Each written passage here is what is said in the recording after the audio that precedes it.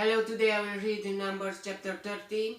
In chapter 29 it was about some feasts, and 28 too. And now let's see what's next.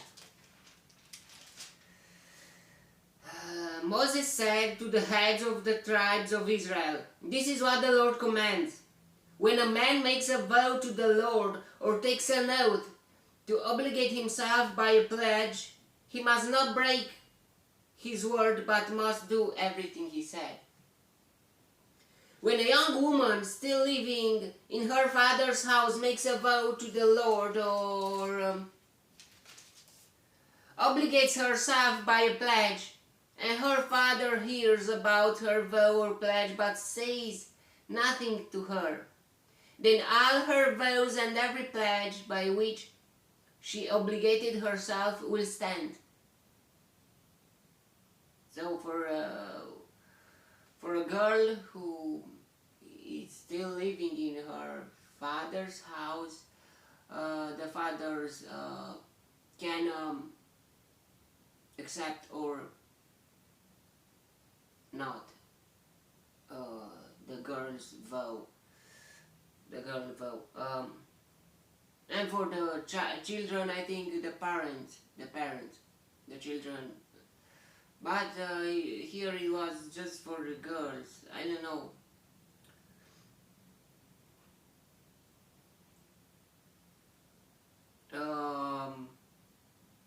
For a boy, even if he was a little, he should not break his words. I mean, no one should break his words, but if they do something above their power, for that their parents can accept or not. I think, yeah, it was like that for the girls, but I don't know if for the boys too. Then all her vows and every pledge by which she obligated herself will stand. But if her father forbids her when he hears about it, none of her vows or the pledges by which she obligated herself will stand. The Lord will release her because her father has forbidden her. If she marries after she makes a vow, or after her lips utter a rash promise by which she obligates herself, and her husband hears about it but says nothing to her, then her vows or the pledges by which she obligated herself will stand. Yeah, at the marriage too, the man has the power to accept or not if a vow is above the woman will, or something like that. From that we can see that the husband is the leader in family.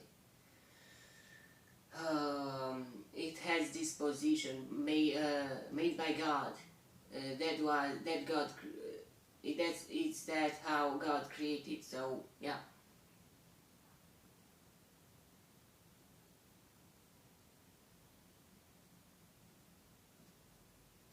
If there are some things that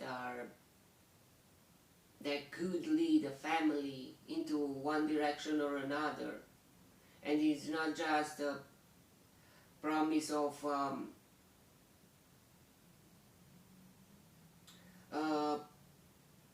yeah, there should be a attitude,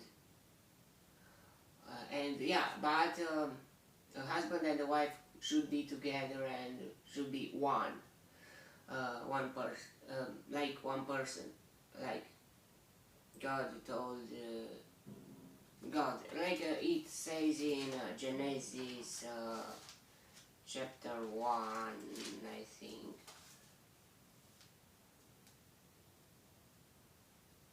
Chapter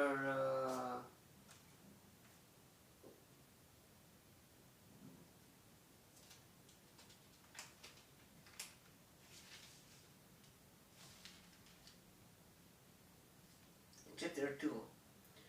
This is now bone of my bones and flesh of my flesh. She shall be called woman, for she was taken out of a man. For this reason a man will leave his father and mother and be united to his wife, and they will become one flesh. The man came out, it was created, and from the man God created the woman. So yeah, it's not that I am male and I protect my species, or but it's because that's how God's created. But in the New Testament, it will explain the best. You should love your wife like God loved and loves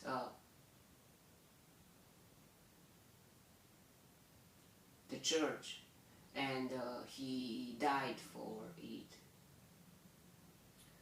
And yeah, that is another subject. Let's continue with this.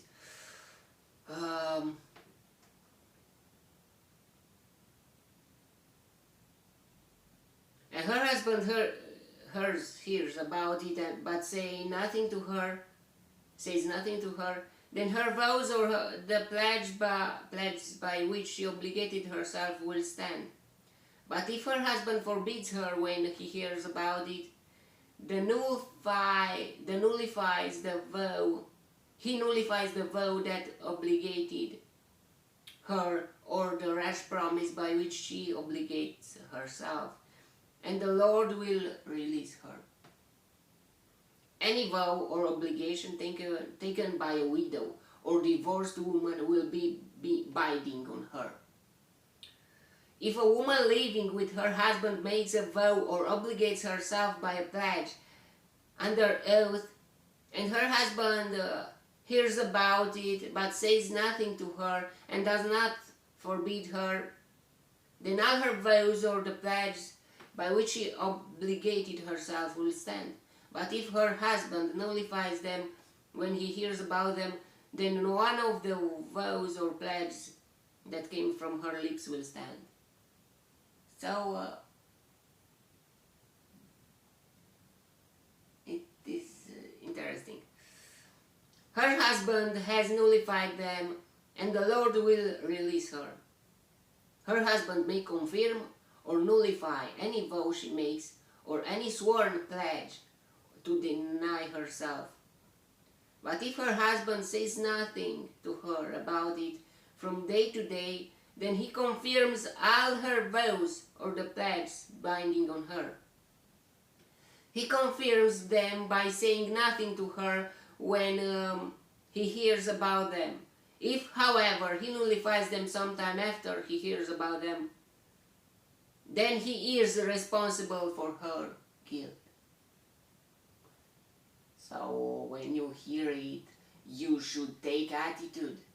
You cannot just stay and say nothing. You should say yes or no. You should accept or deny. If you do it later, you will be responsible for her guilt if she made a vow and it involves some guilt on it or something like that. Or look here.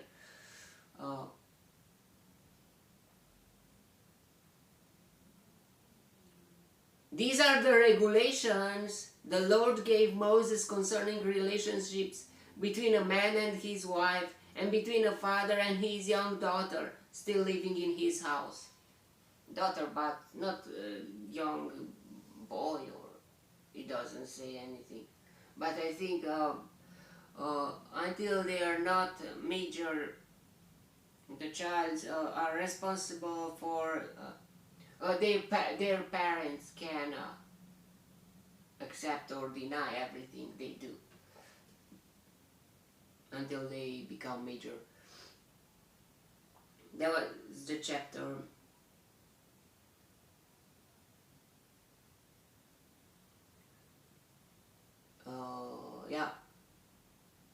subject must be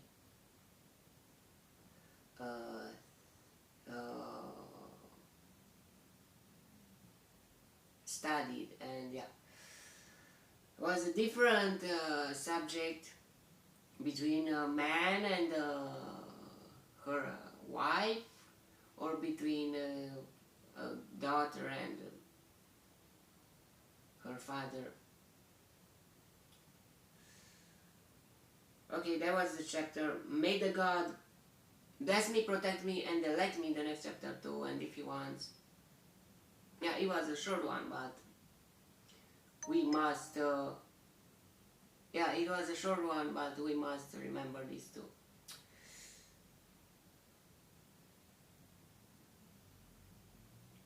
May the God bless me, protect me, and elect me in the next chapter too, and if he wants, you will see me there too. God bless you all, and goodbye.